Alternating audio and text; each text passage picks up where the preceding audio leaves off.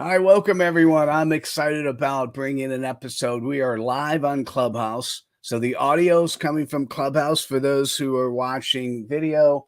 I'm just using the iPad. So the audio is coming from here. For those that are interested, feel free to whatever platform you're on to ask questions. We'll try our best to answer. And if you want to join us, either join us over at Clubhouse for audio. And then if you want to be on video, let me know and I'll send you the link. And I wanted to the first things first is Adrian said she had a song for Dr. Laura. What a great way to start the opening. Okay, Dr. Laura knows the song. Ready? 1, 2, 3. I got spirit, yes I do. I got spirit. How about you? Dr. Laura is the best. Dr. Laura is better than all the rest. That's it. I'm complete. Throwing the mic up. Wait. Mic drop. Bam. Thank you. I love this song. Oh, it's a Cub Scout song. Well, maybe it's in our neck of the woods, the Cub Scout song. Cub Scout song. Don't say that 3 times. All right. I will be quiet now. I loved it. I had backchecking about that. I'm gonna say we're just gonna say for kicks. I'm gonna say Adrian, that is spreading some cred dust. One of why I started inviting some other people. Adrian, why don't you just say hello, introduce yourself, and what we're doing here, and then we'll let Dr. Laura go. And then I saw Lucas, so he'll come after that. So I'm Adrian Barker. I want to say Mitchell has created a product within a app, Clubhouse, that really affords you the ability to grow and nurture your personal development. And the reality is on Clubhouse, on LinkedIn, I don't think there's any app that we don't have those that are, not humans, those that are, the fake robotic trolls, as we like to call them. But this is a room about being credible. That's the most important thing that we have. We own our reputation. And as a young girl growing up, my parents really did install that very much. You're really, I would say you're really like 30 seconds away from humility, right? Like things can happen so easily. So you have to be on point. And part of being credible and having a great reputation is understanding what it really means. So this room is so important. So week after week, Mitchell and Dr. Laura and the rest of the speakers are really putting their time into making sure that you understand. Because when you go to stand out from the crowd, how are you standing out from the crowd? What is making you different? It really is your credibility, because it's going to be how you speak, how you hold yourself up, and your own confidence in knowing that you are credible and that you have the behind you.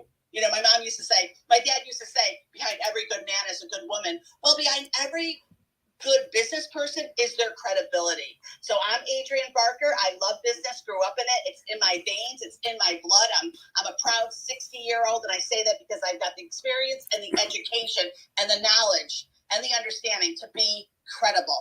So for all of us, we're just going to hold hands and be credible together. I'm Adrian, throwing up the mic. I'm complete. Or no, throwing it to Dr. Laura. Beautiful Dr. Laura. Bye-bye. Yeah, I think there's a lot to be said for being credible. This is the only way. I just don't know how else to be except me. And if I keep showing up the same way, then it's highly likely that I'm going to continue to do that. The important thing is that when the haters come, they're going to come. And because then Mitchell, you're the expert on the verbiage, I think, more so than I regarding this area, is that's where the integrity comes out. So how do we have our integrity, authenticity for sure, and then credibility. So authenticity being real, integrity maintaining who I am, and then credibility almost I want to say it's almost like accountability. We talked a little bit about this last week, I believe. Credibility that it's like your credit score. My existing behaviors strongly indicate what my current and future behavioral will be. And because and it confirms that. And so then the validity comes in. Or reliability, excuse me. Thank you, Adrian. I love the song. Thank you.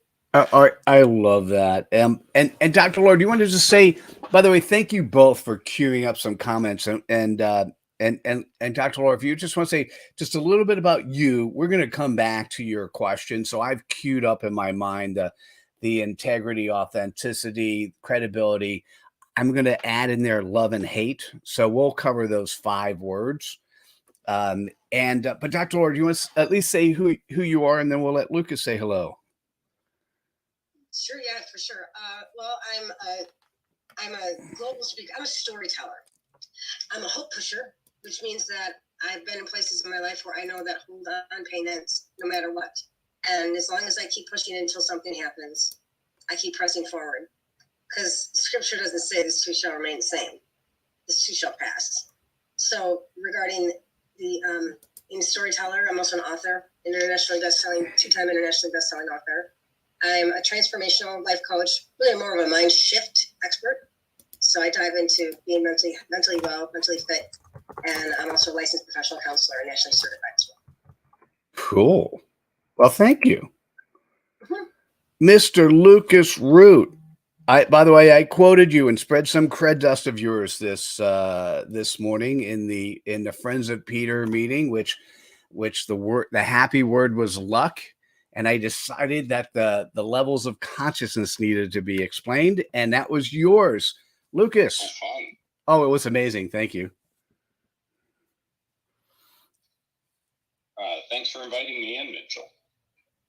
Oh, you're welcome. I'm glad to be here. So who are you? Just let people know. I'm at this stage in my life, I'm focused on uncovering really cool ideas and sharing them and spreading them. And one of those really cool ideas is the partnership that you and I have in some of the work that you do in Credibility. And so for those of you who don't know, Mitchell and I have partnered on the Ultimate Credibility Bootcamp, which is an amazing way to uncover the things that are stopping your ideal client from seeing your credibility.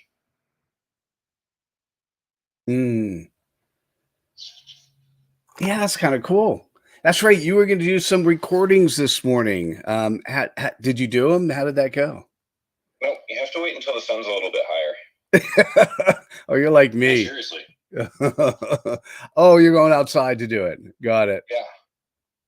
I was gonna say you're like me. I'm sitting here and I woke up for my 7 a.m.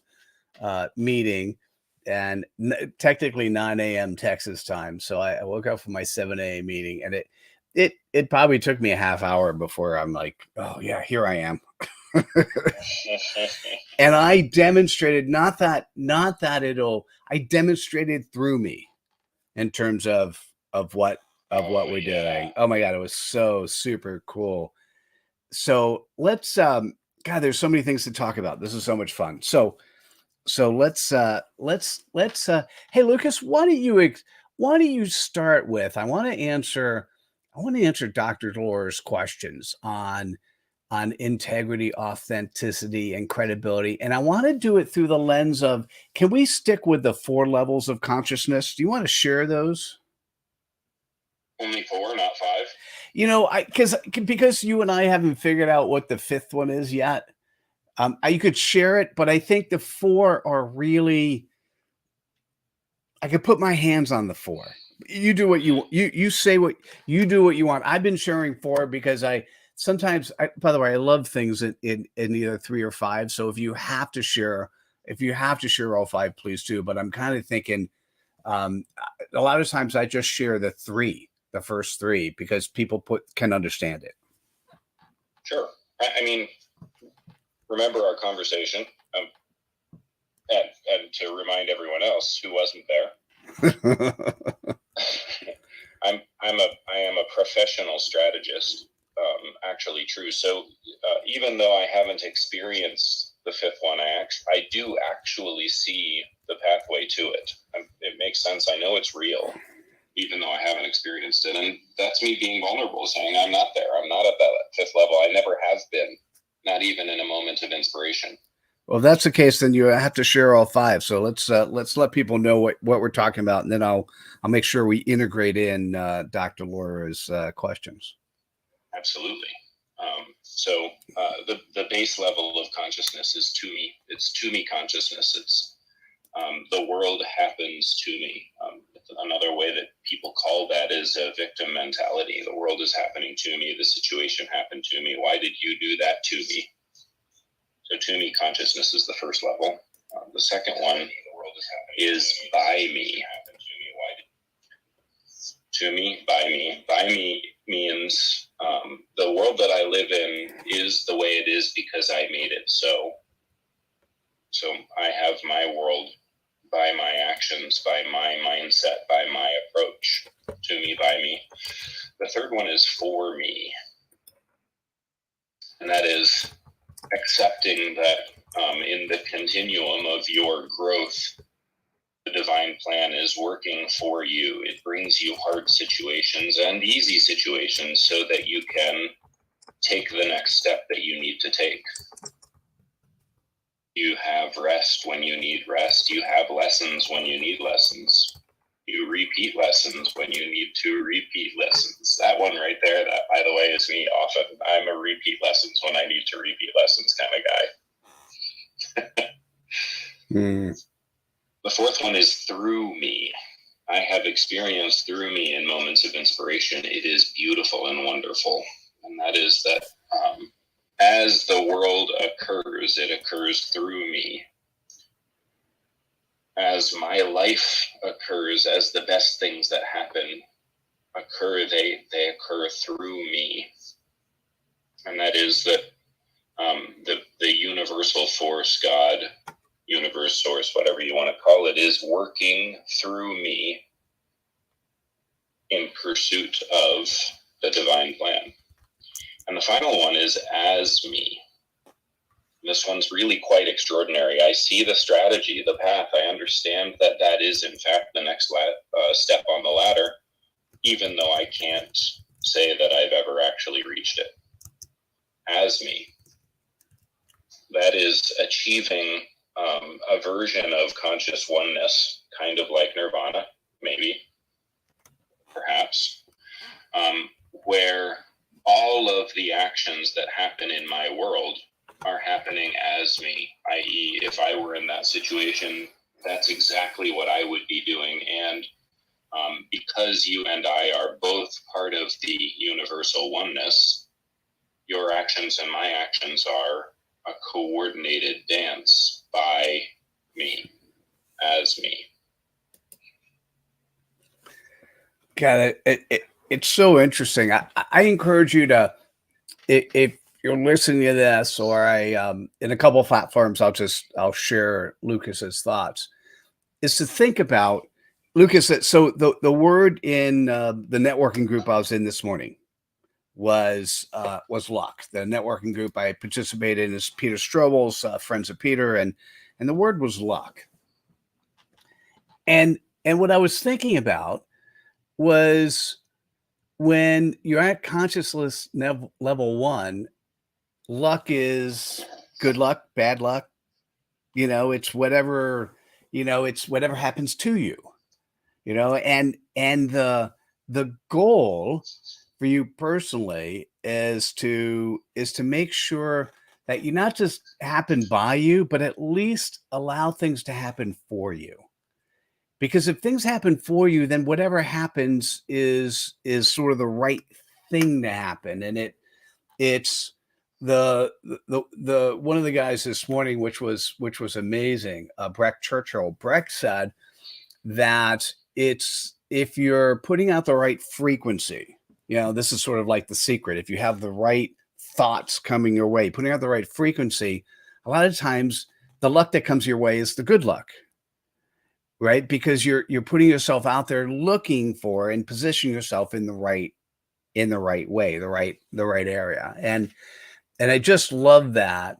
Particularly because, Lucas, what you and I are doing for the Ultimate Credibility Bootcamp, the first thing that we need to do is allow people to articulate the frequency of their purpose. Oh, I think there's somebody. Oh, Lucas, you need to put yourself on mute while you're not talking. And what's interesting is if you have frequency of words that represents the playground you play in. And that's the first thing we do in the Ultimate Credibility Bootcamp is we allow people to actually live, breathe, act as them. Both Adrian and Dr. Laura referred to that this is a room, this is a focus that allows us just to be us. And so since I got the mic, I'll just continue for a little bit. And I'll now want to go to those definitions, Laura, that you had mentioned, right? So, the thing that's interesting, credibility is a journey, not a destination. Credibility is how you show up each and every day. The words integrity, the words authenticity, integrity is you say what you do and do what you say. And so it doesn't necessarily have a framework around it. So you could say you want to do bad things and do bad things, and you could have integrity. Same thing on authenticity is that who you show the world you are is actually who you are. You're actually authentically being yourself. Now, if you're showing yourself as someone who's credible, but then actually acts in a different way, that's not being authentic. But you could show yourself as being someone who's a swindler and then act that way, and then you're being authentic. So what's important is to have the integrity to say what you do what you say, have the authenticity so people can actually see you. Because if they see you, they can actually make decisions of whether or not they like you or love you. And what's important, what's part of credibility is having the intent and commitment to do the right thing, having the framework in place that people see you, they know you, they understand that when you say stuff, you're going to deliver it. And you really want to get to the point where people just love you for who you are. Now, the opposite of love is something that, now, Lucas, you're going to say, we had this conversation once. I still think the opposite of love is hate. So let me bring you on in a second. But let's assume, so I don't want to get into a semantic argument. Let's just say that what's one of the things that's not love is hate. And to me, that we can agree on. Yeah, I know. I wanted to say something you'd agree on. At least something, and Dr. Laura actually doesn't want to agree on that. So we're going to have this conversation in a second. Let me just finish my thought. There's one thing that I believe is important not to demonstrate, and that's the hate. I am 100% of belief. To me, what's not credible is hate. When I came up with this framework for what is Credibility Nation, I settled on two fundamental aspects of what represents a community that I want to play in. One is simply you are a servant leader. So you're there to be of service to others. And by definition, by the way, you need to be of service to yourself first before you can be of service to others. So I want to say that you need both. But to be of service to others, and two, no hate. And so when I hear people who have experienced hatred or have had haters come out, I always ask the question, why? And to me, it's not credible. It's not the right thing if we've been taught that you can climb to the top by putting other people's down. I just want to say that there are so many other ways to climb to the top or to make you feel good or do something else. You don't need to do it at other people's expenses. You can do it by helping other people reach their goals or achieve their goals or do their things. So to me, credibility is the quality in which you're trusted, known, and liked, or if you want to say it, trusted, known, and loved. And within that, having a framework for being of service to others so that you do have integrity and authenticity and people see it. All right. So, Laura, during this conversation, I saw your head, like the cool part, I saw your head shaking like in agreement, and then I saw your head shaking in violent disagreement. And that's a good thing, by the way. And I'm glad I get to see you this way. Tell me what you're thinking.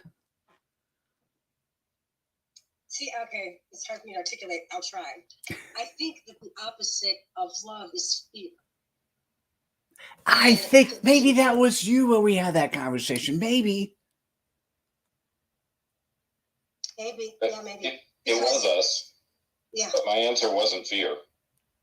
I'm saying my answer is fear.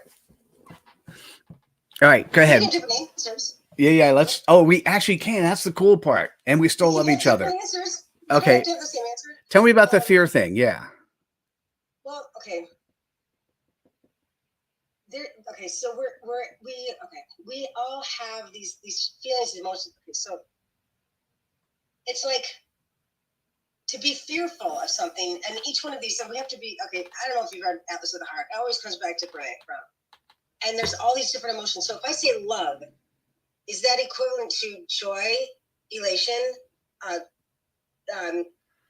ecstasy, excitement, there's so many, and happiness, all these different types, content. And we say fear, or we say hate, is that venomous rage. There's all these. There's so many different. When we say love and hate, because both love and hate are these intense emotions. So we're full up of these intense emotions, and it's not because so we have we have this intensity. And both of these, love and hate, is essentially the same.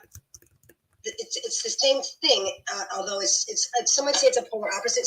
Only it's not the opposite. It's on a continuum, but they're still on the intensity of it because we're still so full up of it. Fear is the worry of not having it. What will happen? When will I not? Well, what would happen if I am not able to maintain this? Hate is I hate these feelings. I'm so full of these feelings. I love these feelings. I'm so full of feeling. Your fear is I lack. You're so full up when you have these strong emotions that wash over. And so when you see she has this comment in one of her videos. She says, if I see another car that has a bumper sticker on it with my child graduated with the honor roll of this, I swear I'm going to say, I'm going to take your kid, I'm going to punch your face. I mean, it's only to the extent that free these t-shirts that say F-U-C-K fear. That is the most intense statement. Forget your fears, or F your fears. That's still such a strong statement. So it's hard for me to articulate. It's like there's two emotions really. There's fear and there's love. That's it. Everything else is an offshoot. It's like factor analysis. It's like the primary colors. It's an offshoot. Because with love, we have this sense at some semblance of contentment, joy, radiation from an inner knowing. And then fear is the lack of that being taken away or not being given. Like that foreboding joy. If you ever look at your child over the nursery, the crib, and you're so full up of love that you fear, oh my gosh, what if that were taken away? And if it were, there's an emptiness. All right, I'm going to start rambling now, so I'm stop. No, it's fascinating. Just like I did a survey where I unraveled that only 10% of the population that people work with, at least this is a LinkedIn survey, only 10% of the population people work with are 100% of integrity. That they say what they do and they do what they say. And I'm curious what they would say about love or love and hate. Because Adrian, you had a very interesting comment in the chat that says you can't hate someone unless you loved that person. And that's interesting too. So can I share for a second? Please. So first of all, I want to be very clear because I was raised. Anytime I would say I hate tuna fish, but we had to have a conversation about it. So, like, what does that mean? How do you dislike tuna fish, Adrian? But you know what? Let me make it a different way. Maybe you like it. And it turns out I didn't like the mayonnaise. I actually love the tuna fish, right? So imagine growing up your whole life, right? My mom lived till 90. So I was like 54 when she passed away. It never ended, right? My mom always caught me. If I said, oh my God, I hate this. So you start to learn and understand that what hate looks like and that you really don't hate something.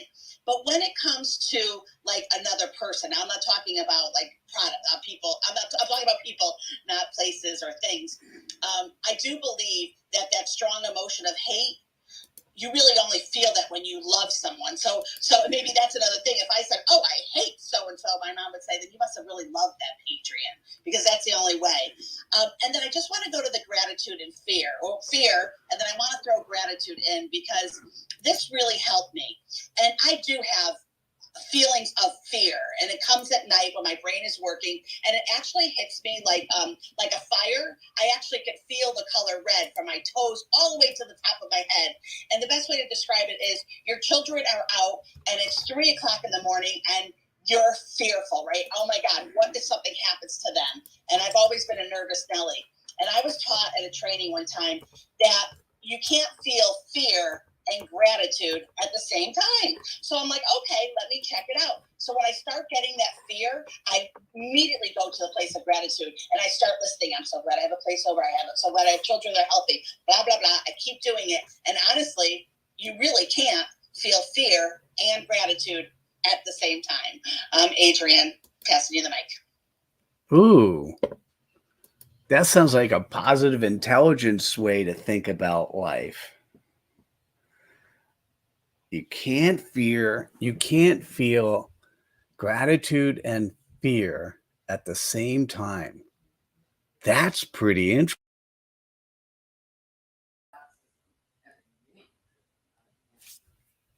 Oh, something happened to the video.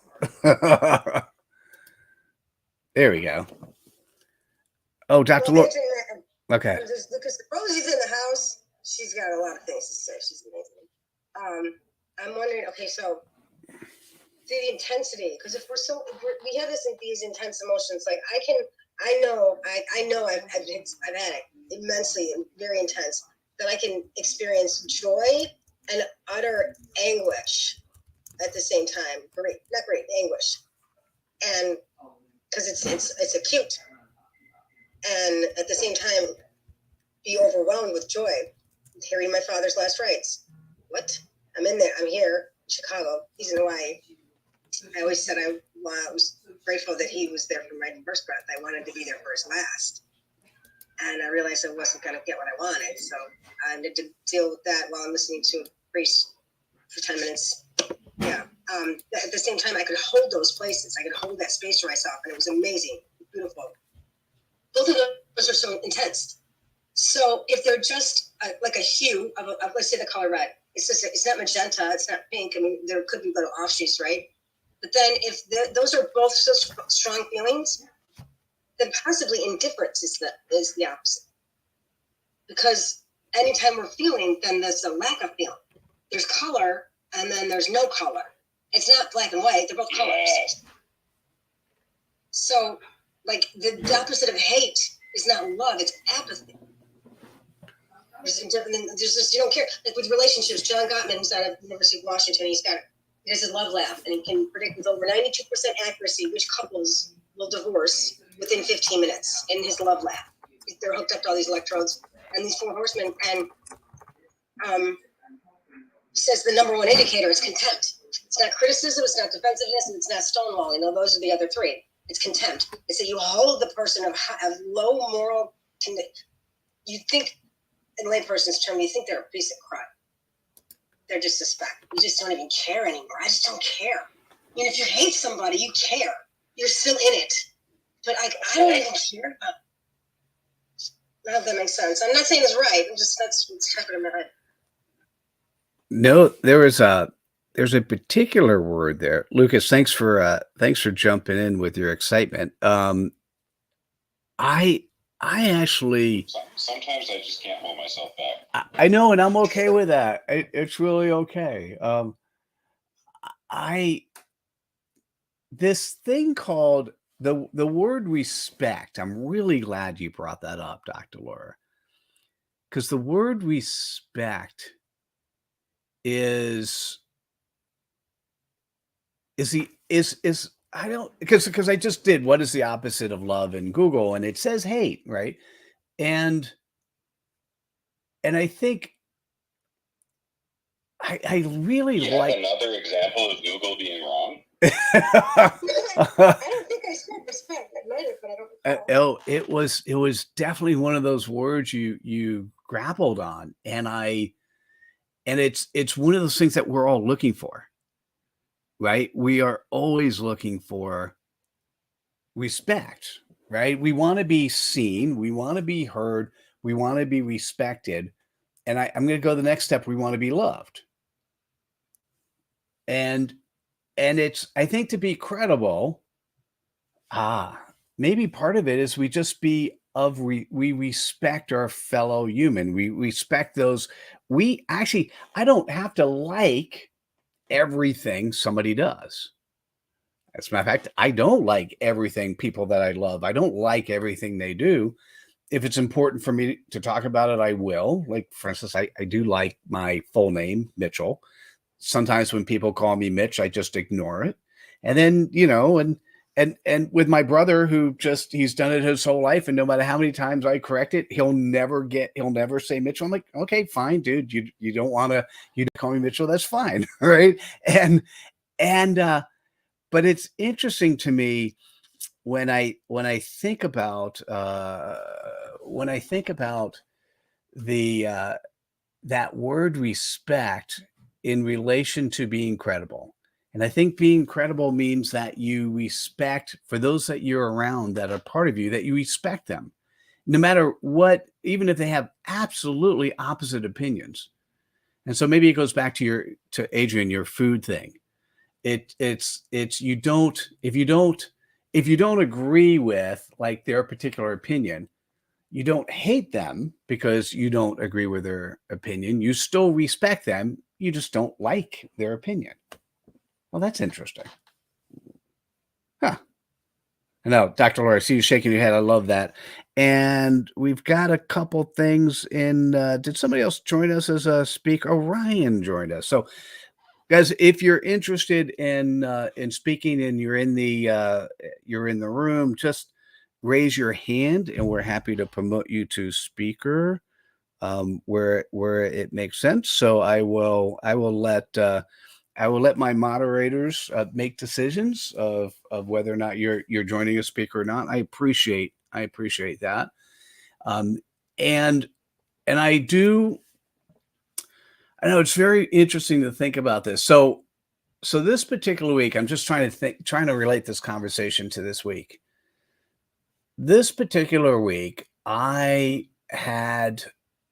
was 57 meetings, and I was on 4 live. I was in 4 live events. I was on a couple podcasts, and I interviewed 4 different people for my podcast. And then had a bunch of meetings, and it was a very weird week because the meetings were on polar extremes. I had 5 people no show, like talking about lack of integrity. 5 people actually no show. Now, 2 of them came back and said they had some sort of calendar mishap or whatever, right? So tell me about the other 3 people. They scheduled time on my calendar and just never showed up and never said anything. Okay. And on the other extreme, the people who showed up were amazing people to enter my life because I am wearing on my sleeve what is next for me. I'm wearing on the manifestation of what's next, the frequency of what I want to have happen. I'm looking for those people. And I'll share what it is. We recently updated the CPOP course, the Customer Point of Possibilities, the course that will allow you to articulate who you serve and how you serve folks in 10 words or less. And the interesting part is when you could do that, it really does represent an opportunity for you to share the frequency of how you live, how you act. It's the frequency of the playground you play in terms of how you serve others. It's a frequency that will allow you to manifest good things in your life. And so the people who didn't show up, they weren't going to resonate with my frequency anyhow. And so therefore they technically shouldn't have been on my calendar in the first place, but they just didn't show up. So it's okay. And those people who did, were pretty spectacular. That's kind of what I've been thinking as of this morning, Lucas, as I heard somebody talk about, that luck, part of that definition of luck for him was basically putting out the right frequency so that the luck that comes your way happens to be good luck. Interesting. Hey, so we this morning in the networking group, the word of the day was luck, right? So where does luck come from, and is it good luck, bad luck? And there are a lot of definitions of luck. And one of the guys, guy by the name of Brett Churchill, said, if I resonate the right frequency, the luck that comes my way is the luck that I'm manifesting.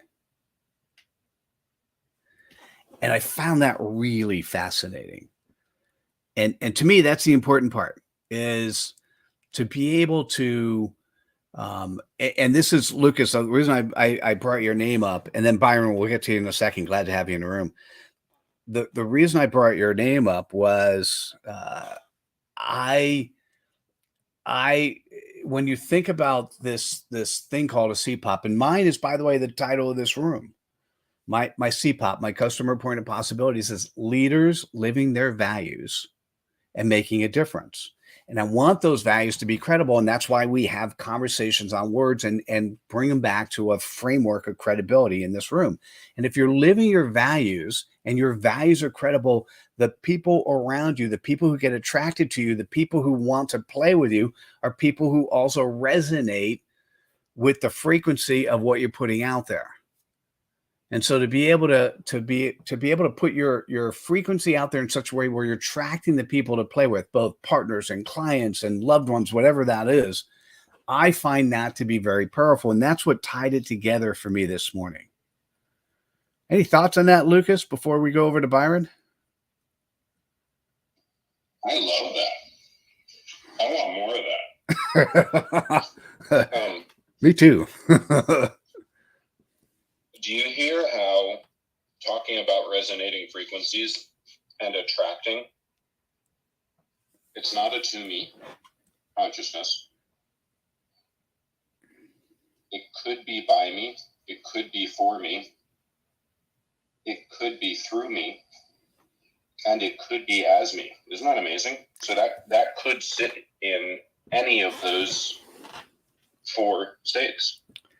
So, by the way, that was if you don't mind, that was a through me-ish. That was a by me / through me, because I'm going to say I threw up the softball in terms of something that was resonating through my head, and you heard it. You heard it, and you swang at it. So, thank you. Hey, Byron. Cool. Yeah, I know. Isn't that cool? So, yeah, that's what we're going to, for those that are interested, we're this week, starting Thursday, we have the Ultimate Credibility Bootcamp. And another way to think about what we do is we help you put out the right frequency and then encourage you to live both on and offline resonating that frequency. Kind of a different way to present what we do. Byron, welcome.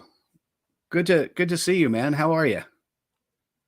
I'm great, Mitchell. I was just enjoying your visions. You were putting pictures in my head as you were describing what you guys encountered with the idea of luck. So, hi, Dr. Laura.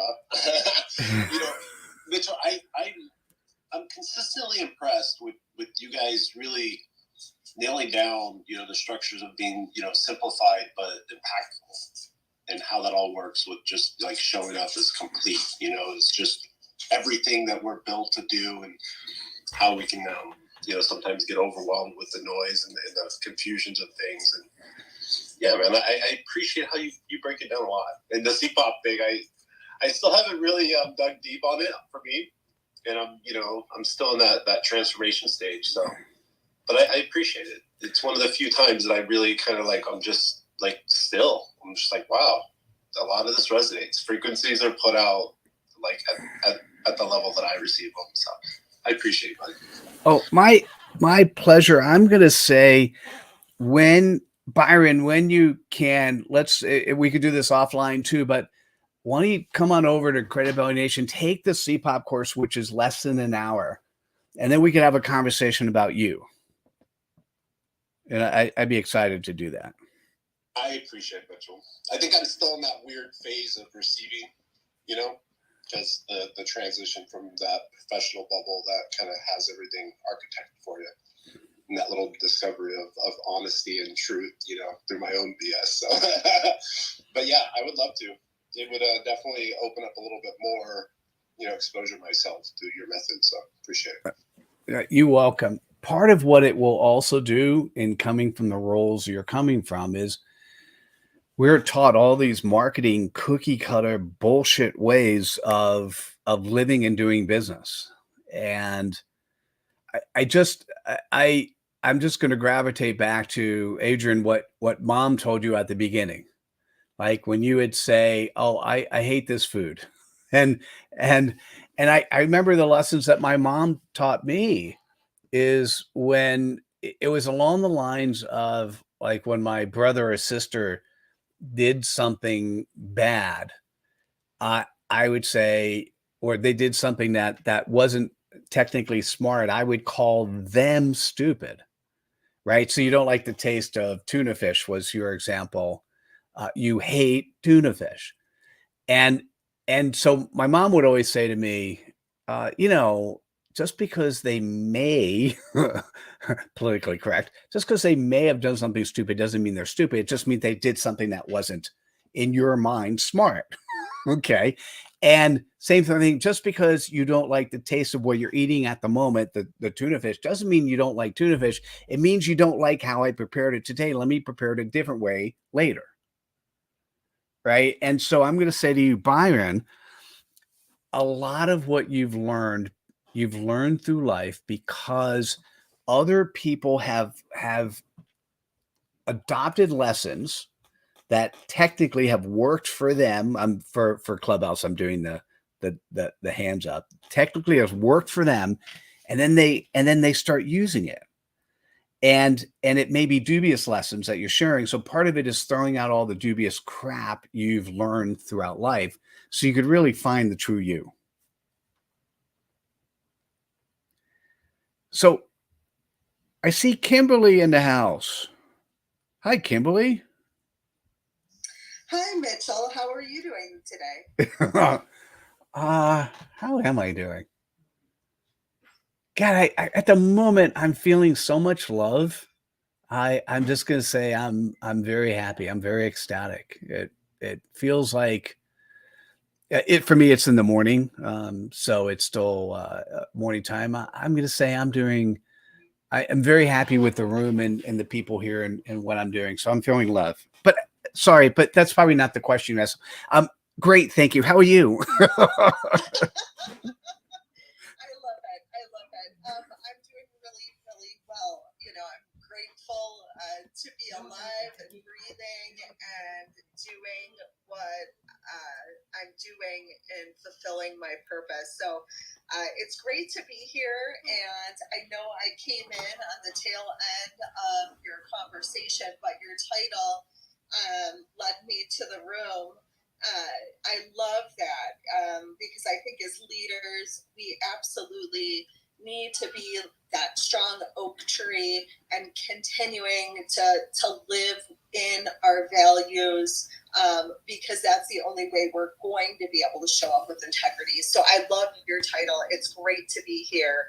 And hopefully you have a little bit of time left so I can make a valid contribution. Oh, I think you already started. And I'm going to ask the question because you said you're living in your purpose. What's your purpose? My purpose is to heal humanity. And, what started out for me where I thought I was just going to coach a few people. And that really was, like I was completely content with that.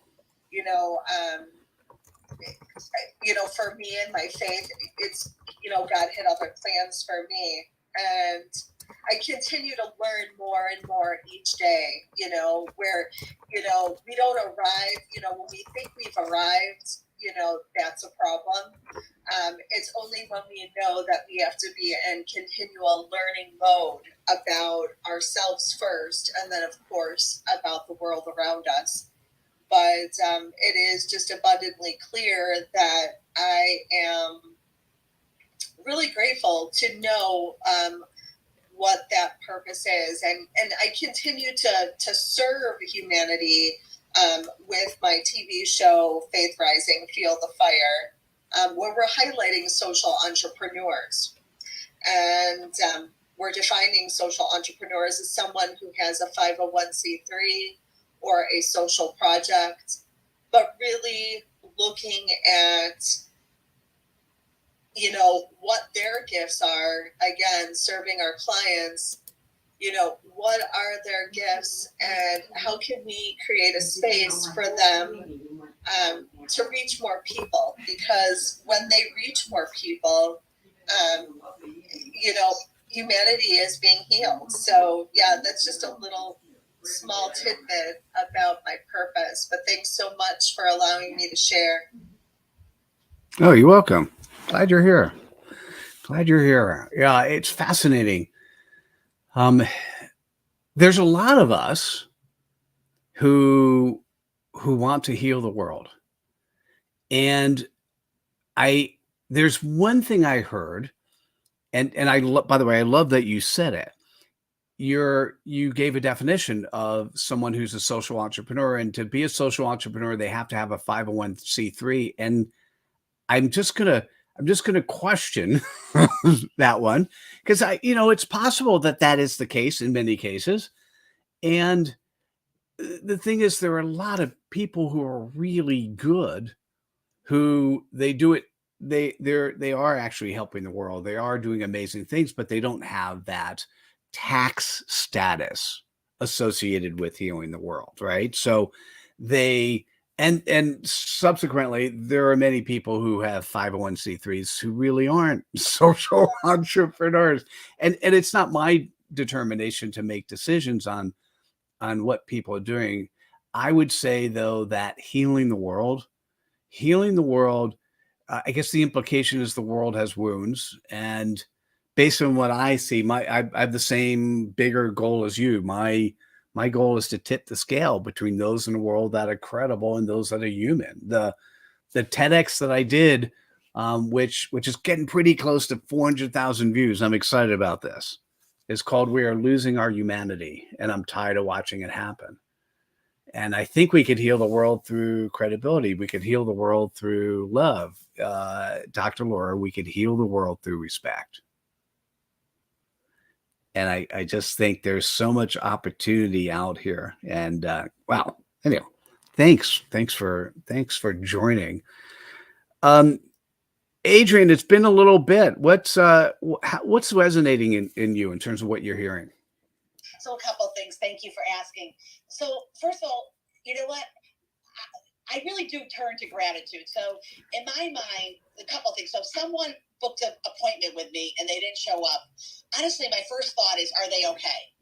Is this something happened? Is a child sick? I had this happen with one of my podcasts. A doctor didn't show up. And, you know, my first thought is, oh, my God, I'm like worried about them, right? Something could have happened. There was a time, actually, when I was making sales calls and I was on the road in Miami, and I realized that if someone didn't show for an appointment, if I actually got in my car, made a sales call, the person wasn't there, it ended up being a great thing. It was like actually perfect, because now that person felt bad for me and I never made them feel bad, and I always got an order. So it was like almost like a little standing joke. Oh, I got stood up today. I'll get the order in a week. But so I think that it's always going to end up on how we actually feel. So I love that Luke has put into better terms on my gratitude, because I may not be the best at describing exactly what's going on, but I think part of it can be a habit, and part of it can just be how you get your mind to go. Now, in my 30s, I would not be the same way. And as a matter of fact, I recall really being upset that someone didn't show up. I mean, really being upset and letting it bother me all day until I found out that they were kidnapped. And so that day forward, I was like, oh my God, because part of what we're not talking about are assumptions, right? Like, to me, assumptions will be a whole other topic. And I'd love to spend a Saturday talking about that, because that's where things get really messed up. So that could be a future discussion. And then that word luck, like I'm very careful. It's very rare that you'll say, oh, you're so lucky.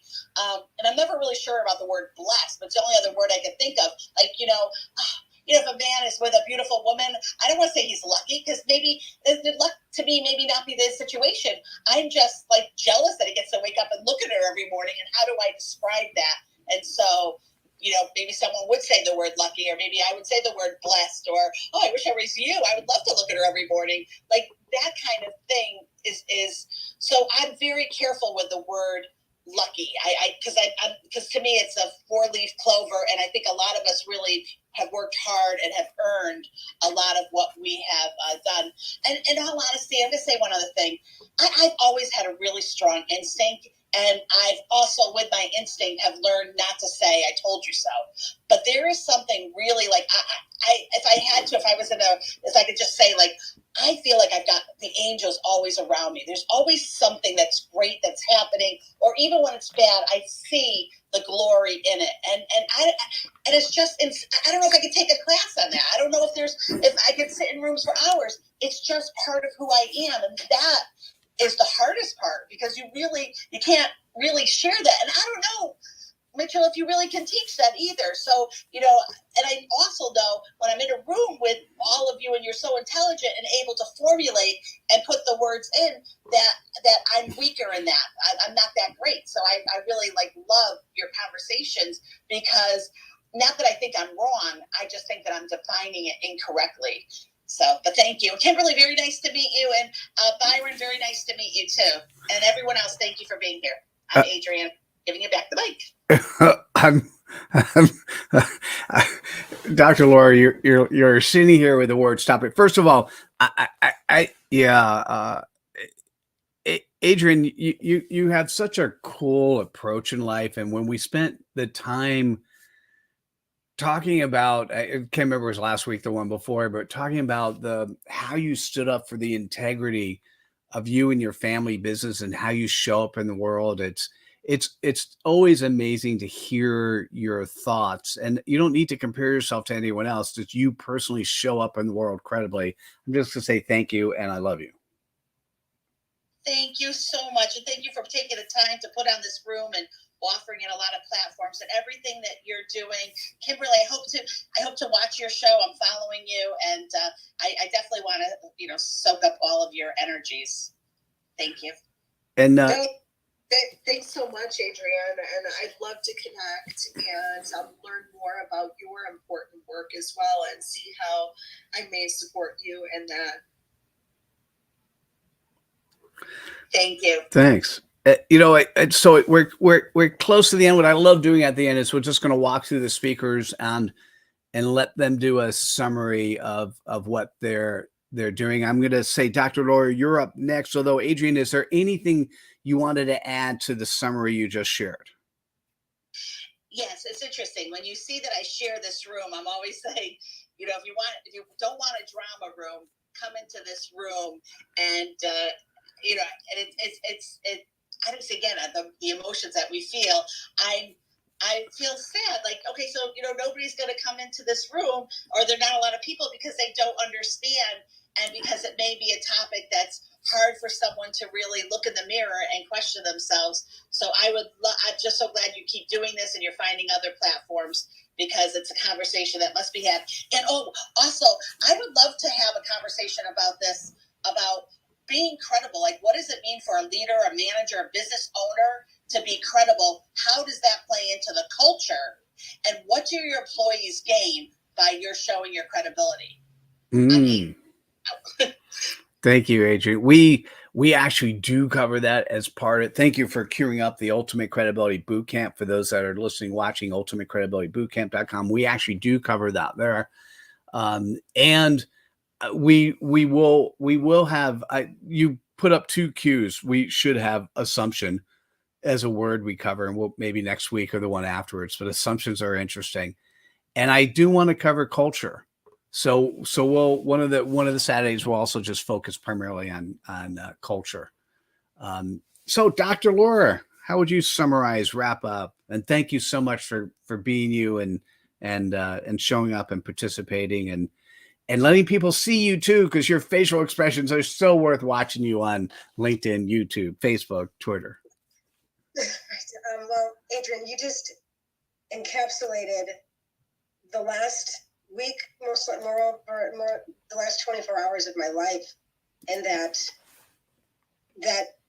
I have to maintain consistency. I am me, and no matter where I am. And I can be in a room of 1,500 people with billionaires sitting next to me on the stage. And all the drama and all the gossip and all the haters hating. And that's where the fun is. And feeling so completely, not even fitting in, let alone belonging, not even fitting in. Completely disrespected. And then coming here where I can still be me and feel like I'm putting on a comfortable pair of slippers where I belong.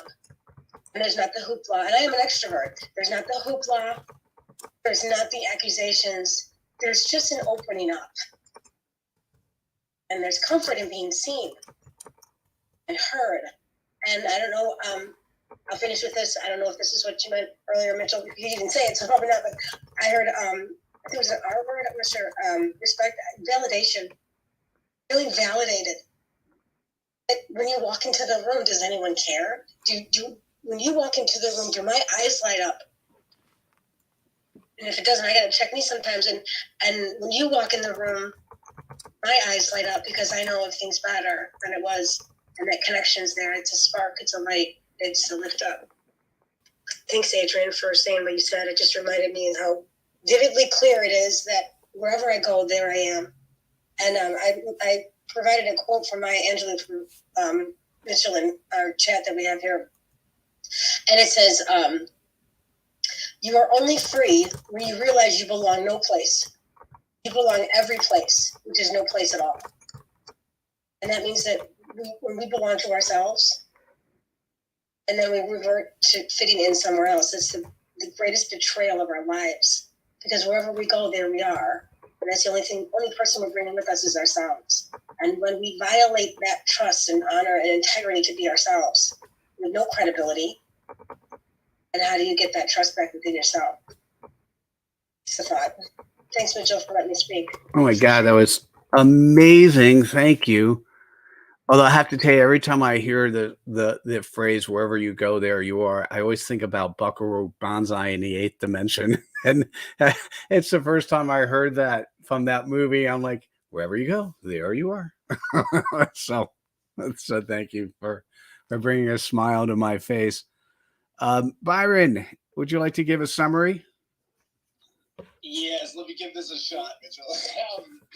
Truthfully, I think I've really just been positioned my whole life for sustainability, being a young father and, passionate, professional. And I got caught up in this idea of, momentary integrity, living in the moment, outside of the longevity, sustainability side. And it was a freedom point in my life. I didn't know, but I do now know that. So I'm in that stage of building that foundation. Development has always been my key for sustainability. And I have that kind of awareness of bandwidth now for myself. And it's scary, I'll be honest, because there's everything's on me, and it's ultimately, endless. But like Dr. Laura and like so many people said, it's the first time that alignment came in with myself and everything that I've consciously done and lived as with sustainability, but reflected it back on myself and trying to develop now into a different realm of momentary awareness. It's kind of confusing, but I think where I'm at with it, Mitchell, is looking for that community of partnership and the, like you said, the frequencies and vibrations that I resonate with naturally. I don't fight that anymore. I don't look for goals and outcomes and connections. They just kind of, enter my space of awareness wherever I put myself. So, yeah, I appreciate that, Mitch. So that's where I'm at. I'm just trying to transition into being more sustainable in the moment so that things can gravitate towards me that I know I need, which is community and connections. So I appreciate it. Oh, yeah. You give me chills. Thank you for, wow. Thank you for that. That was pretty cool. Kimberly, I know you came in late, based on the small amount you heard. Anything you want to share as a wrap up, and then we'll go over to Lucas. I think I've kind of shared my thoughts in regards to leadership and living within your value system and being in integrity. But I like what Byron just mentioned about community, because community is so important. The relationships that we have in our lives, that is our currency, and how we show up is in clear alignment with our values, right? So we're going to attract people who are living similar values. And so when we know what those values are, it's an absolute game changer. So thanks so much, Mitchell, for hosting this room. It's been lovely to connect with everyone here today. You're welcome, and yes. Hey, Lucas, how would you like to, do you want to continue on the Love Fest, or how would you like to summarize? It's interesting that 3 of the 5 people that have spoken in the last 3 minutes have mentioned something that is near and dear to my heart. And for those of you who want to have really deep discussions about community, I would welcome you reaching out to me.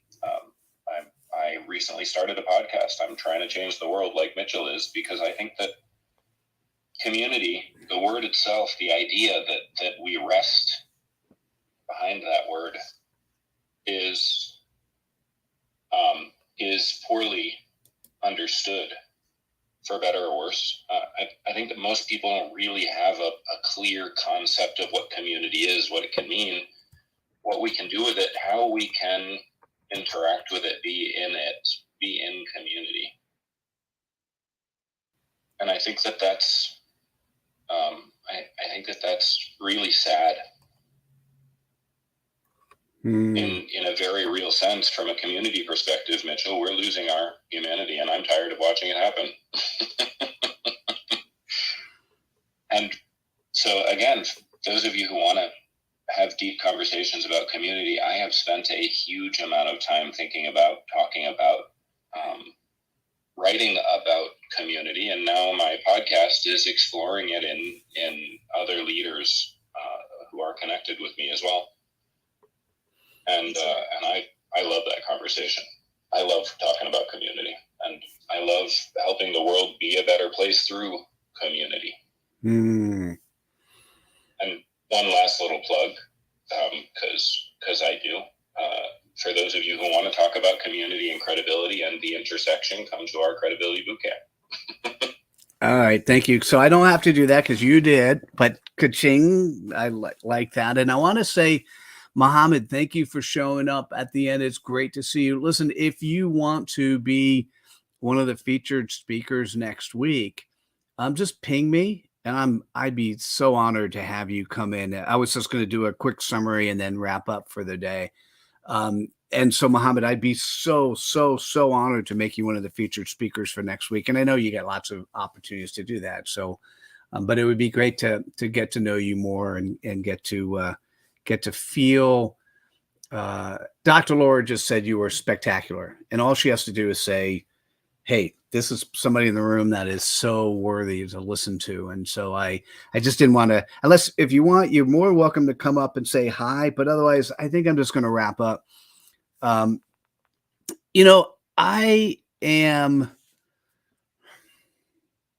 still consider almost everything I do an ongoing experiment, right? And I think there were a couple times we talked about this. And Lucas, I'm glad you had your community hat on. You were listening. I have my. I do that sometimes. It's important. I had my learning hat on always, right? I have my part of being credible is being coachable and learning from those around you, even if they're not necessarily in a teaching moment. They just happen to be in a sharing moment, and there's some points that, like, oh, wait a second, that's a great story that ties together. And I mentioned a couple times today so far, the most massive aha moment was somebody talking about, as you know, we know about The Secret. You know, you put out you manifest what you want, blah blah blah. And I don't mean that in a negative way, but and in this particular case, it was Breck Churchill who said, we put out the frequency, and all of a sudden it just slapped, everything pulled itself together. Because if you could put out the frequency of who you are and how you show up, and you could do it in seconds, guess what? You're manifesting all things around you in an amazingly cool way. And so as I'm listening to you and I'm thinking about the words that come out of everyone's mouths, and the deep thoughts, these are not just like, you know, when I get to a networking room, I'm gonna rant for a second. When I get to a networking room, particularly a room where people are professional networkers, they're taught to be able to meet each other, support each other, refer each other. It's so surprising to me when the rules they follow are rules that they've learned along the road versus being able to be taught rules. And I think maybe that's something we need to do here. And maybe you could, I'm going to put this out here and ask you to be my accountability partner, Dr. Laura, is that we come up with one rule to live by, at least with every session. And I'm going to do the one, if I think back on the week, the thing that bothered me the most was when I was in a networking group of people who basically were referral partner networkers. And the way that people in the group connected to me on LinkedIn was so haphazard that I'm like, really? Did this really happen? So here's what I want to recommend.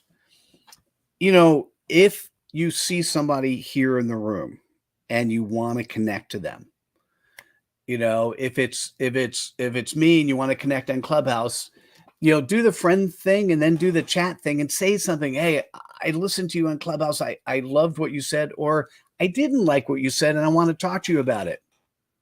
Great. My primary platform is LinkedIn. When you send a connection request on LinkedIn, I'm going to say where you saw me, or who recommended you, or why we should be connected. I mean, simple, right? I went to a networking group, and hopefully I won't mention the person's name. And during the presentation, there was somebody in the audience that I highlighted and said, you know, we should be partners. What you do so relates to what we're doing. Why don't we make sure we connect and talk about it? The connection request was a standard boilerplate connection request of him selling his product. Guess what, by the way, we won't be partners, at least not this year, right? Because he has too many marketing cookie cutter approaches. I don't want to share him with somebody else. And so being credible is being you. And going back to Laura, the way you set it up front is being credible is, I feel, having love in your heart. Being credible is having the intent to and commitment to do the right thing. And within the framework of doing the right thing, being a servant leader without hate, having the intent and commitment to do the right thing is showing up with integrity and being you, showing up with authenticity. Like, this is who I am. This is what I do. And I'll just add, showing up with love, because people feel that, right? They feel that energy. They want to be around you. They want to hang out with you. They want more of that, and they want to share you with others. And if you could do it consistently, like in every platform, that's why I'm sharing this on multiple platforms. It's always fun when somebody from other platforms not just comments, hey, great to see you guys, but rather, oh, that's a cool question, let me ask more. And I bring in questions from other platforms into what we're doing. It's always the coolest thing. And so I don't know. I'm going to say the lesson today, and Laura, I'm going to once again, please be my accountability coach. So if we get to the end, you go, Mitchell, what's the lesson today? And sometimes Lucas will help, sometimes somebody else will help. But today's lesson is, please, when you go out and you connect to somebody else, present a little bit of context so they know why. Right. And by the way, the context is I want to connect to you and I want to sell you. That's not the right context. Right. I heard you on this thing. If people want to connect with Dr. Laura, I heard you were speaking from your heart. You're just somebody I want to have in my life. That's a great way to connect. Right. But don't just hit the connect button and let's get together. Let's do more. Let's make sure we do things with purpose, and we do things with the intent of helping support somebody else's life. Yeah, that's a good way to wrap up. For those that we're going to see in the Ultimate Credibility Bootcamp, I am so looking forward to seeing you on Thursday and Friday. And for those that we missed, we will see you on Saturday, and I'm sure we're going to have some. Lucas and I will have some interesting stories to share. All right, I'm going to stop the Facebook, LinkedIn, Twitter, YouTube thing first. So we'll end that broadcast. Laura, you and I can do a quick wave, or we could do this. The blow the kiss.